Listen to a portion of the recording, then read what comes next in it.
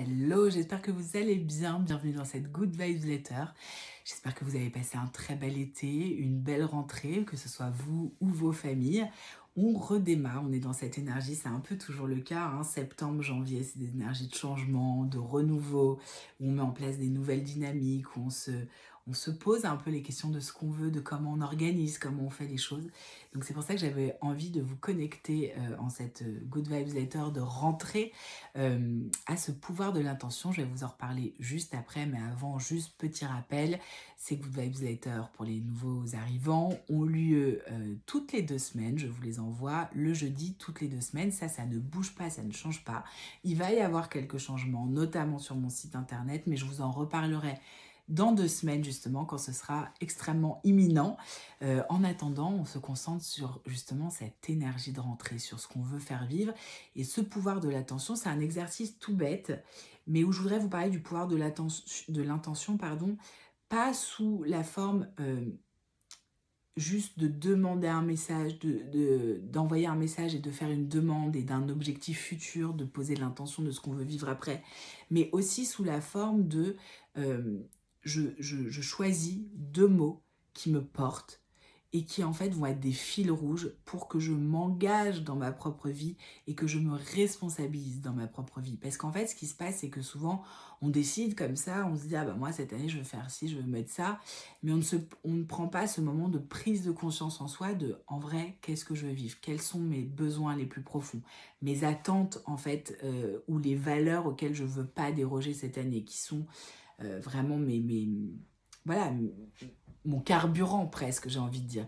Et quand on prend le temps de se poser en soi pour se poser ces questions-là et d'en ressortir 2 mots, et ben ces 2 mots-là, ils deviennent un socle fondateur en fait de notre vie et ils nous permettent d'être des tremplins pour nous mettre dans une dynamique vers ça, en fait vers ce que vous aurez choisi. Donc l'exercice est tout simple, c'est de choisir 2 mots qui vous portent, qui en fait sont vos attentes, sont vos besoins ou sont ce que vous vivez déjà et que vous voulez à tout prix continuer de garder, de chérir comme un trésor et de continuer à faire vivre dans votre vie.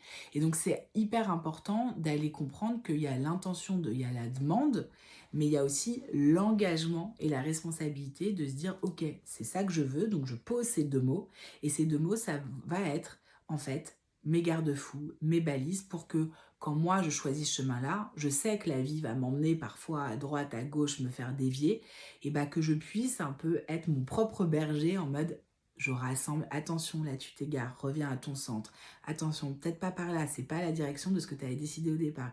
Et voilà, de se rassembler, de se recentrer quand on sent justement que on se disperse ou que la vie nous malmène, voilà. Et moi je dis toujours, c'est pas quand on est au creux de la vague ou quand on est dans un moment qu'il faut prendre le temps de se poser la question quel est le sens de ce que je veux vivre, quelles sont mes valeurs, qu'est-ce que je veux, qu'est-ce qui est le plus important pour moi. On n'a pas la disponibilité quand on est dans l'urgence, parfois dans des quand la vie nous malmène un peu, on n'a pas cette disponibilité-là d'esprit, d'où l'importance de poser ça bien en amont pour que ce soit un socle de base et que ce soit des tremplins pour nous mettre dans une dynamique quotidienne qui va nous aider à créer ça dans notre vie et donc à ne pas nous éparpiller, à ne pas trop nous égarer de ce qu'on n'a pas décidé en fait.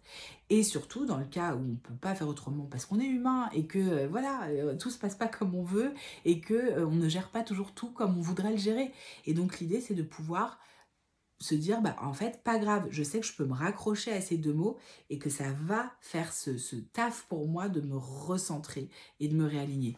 Donc voilà l'exercice que je vous propose aujourd'hui, c'est d'aller choisir 2 mots pour vous qui seront vos mots fondation, socle, mais aussi tremplin pour vous, j'aime pas ce terme, mais vous comprendrez, vous rappeler à l'ordre quand vous sentirez qu'il y a quelque chose qui glisse et que vous ne faites pas assez vivre ces 2 mots que vous avez choisis en conscience quand tout va bien au début de l'année. Donc voilà, ça peut être encore une fois des mots qui vous mettent dans un tremplin vers un objectif. Ça peut être aussi des mots de choses que vous vivez déjà et ou que vous voulez garder pour que parce que c'est primordial pour vous et vous voulez que en fait votre vie s'articule autour de ça.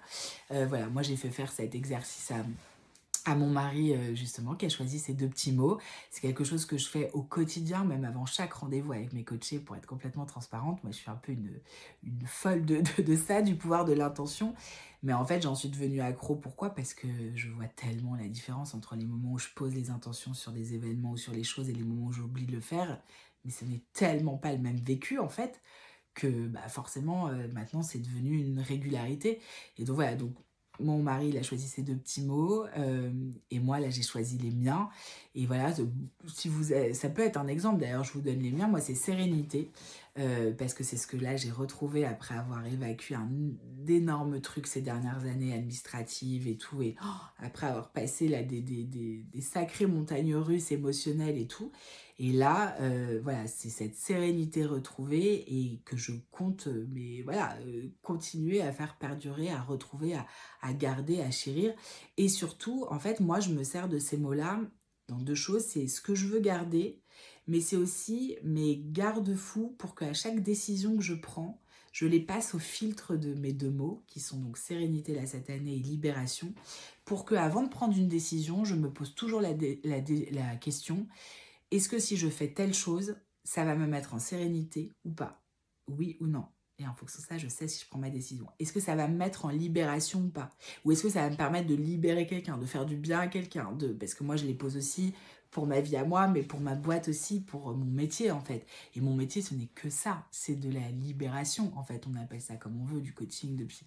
Mais en fait, moi, ma seule volonté, c'est de vous aider à vous libérer, à libérer le mental, à libérer l'esprit, à libérer les frustrations, à libérer la parole, à libérer l'émotionnel, en fait, qui vous entrave, qui vous empêche d'être la personne et d'avoir la vie que, voilà, plus simple, plus facile, plus douce, quoi. Et donc voilà, l'idée, c'est vraiment, moi, ce mot, il est extrêmement important pour moi.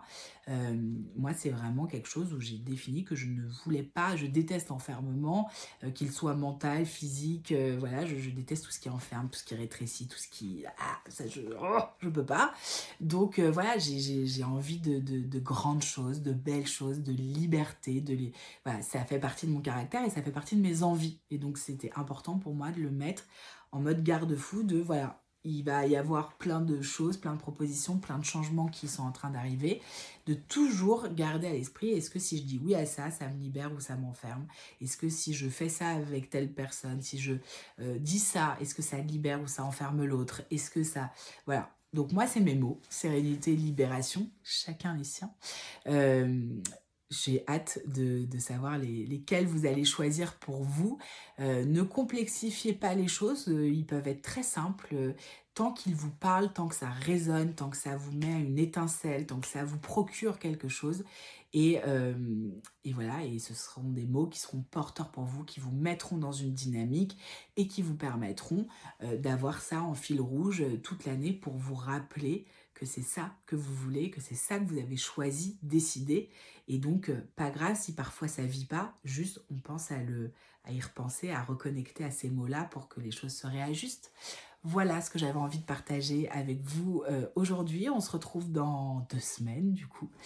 Je vous souhaite une très belle journée, des belles semaines et toujours de préserver cette belle énergie de rentrée, de renouveau et de trouver vos 2 petits mots, fil rouge et porteurs d'élan pour vous cette année.